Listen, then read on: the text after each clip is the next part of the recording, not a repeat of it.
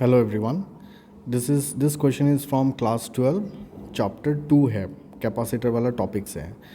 आप लोग क्लास 12 में हो, नीट प्रिपेयर कर रहे हो, तो डेफिनेटली ये क्वेश्चन आप लोग गो थ्रू कर सकते हो।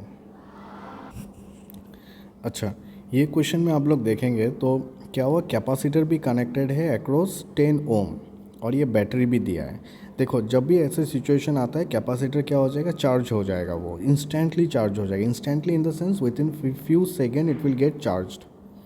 ज़्यादा टाइम नहीं लगेगा कैपेसिटर को चार्ज होने में। So let's say this is already charge now.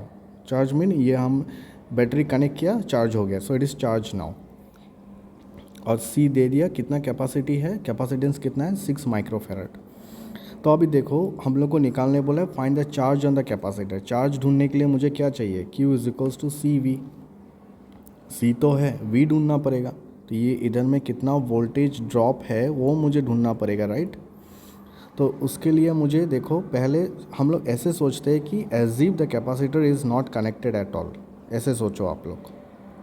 और वोल्टेज ये सीरीज़ में है, तो ये 2 ओम, ये आपका 10 ओम और ये आपका 20 ओम। तो इधर में वोल्टेज कितना होगा वो ढूंढते हैं पहले, वोल्टेज ड्रॉप अक्रॉस 10 ओम।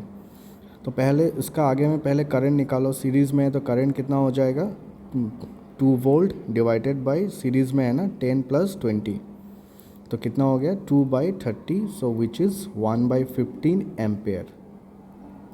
वोल्टेज डिवाइडर फॉर्मूला से भी कर सकते हैं, ठीक है। तो देखो करंट जा रहा है इधर, ये सीरीज़ में है तो current will remain same, right. तो हम देखो इधर करंट कितना जा रहा है इससे, 1/15 एम्पेयर। तो इस पार्ट में देखो और ओम्स लॉ लगाओ, V is equals to I R, तो इसको हम R1 मानते हैं, ठीक है। तो V1 मिल जाएगा। और I1 क्यों नहीं लिख रहे, क्योंकि I तो दोनों में सेम है ना। तो इस ये R1 में भी I कितना जा रहा है 1/15 और इसमें भी कितना जा रहा है 1/15। I कितना है 1/15 और ये कितना है 10, तो this is 2, this is 3, right. So 2/3 volt. I hope ये पार्ट समझ में आया होगा। So this is the voltage drop. I will just write one statement. Voltage drop across R1. तो आप ध्यान दोगे, देखो R1 का साइड में आप इधर में कैपेसिटर कनेक्ट करके रखा, राइट। तो इधर जितना वोल्टेज होगा उधर में भी इतना ही वोल्टेज होगा, राइट, कैपेसिटर में। Mean as if the capacitor is connected to some voltage which is your V1 and which we got 2/3 volt. और C मुझे पता है, तो आप तो definitely Q is equals to C भी अप्लाई करो। C कितना दिया है हम लोग को, 6 दिया है, 6 माइक्रो, एंड दिस इज़ 2/3, तो काट दो इधर 2 3, so this is 2 2 2 4 micro coulomb.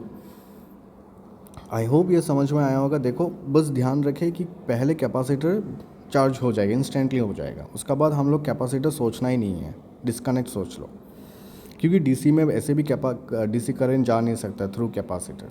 तो चार्ज होने के बाद सोचते हैं कि डिस्कनेक्ट हो गया।